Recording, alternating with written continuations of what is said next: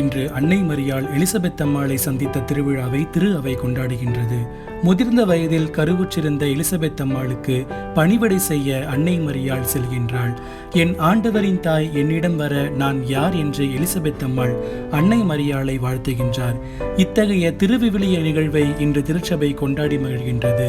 சிறப்பாக இன்றைய நாளில் அன்னை மரியாளுக்கு எல்லா ஆலயங்களிலும் சிறப்பு விழாக்கள் எடுக்கப்பட்டு அன்னை மரியாளுக்கு முடிசூட்டப்படுகின்றது. இந்த மே மாதம் முழுவதுமே அன்னை மரியாளின் வணக்க மாதமாக சிறப்பித்து அன்னை மரியாளை திருச்சபை போற்றி புகழ்கின்றது. இன்றைய நாளில் அன்னை மரியாளுக்கு முடிசூட்ட காரணம், அன்னை மரியாள் விண்ணக அரசி எனும் விழாவானது இந்த மே மாதத்தின் 31ஆம் தேதி அன்றே பாரம்பரியமாக கொண்டாடப்பட்டு வந்தது.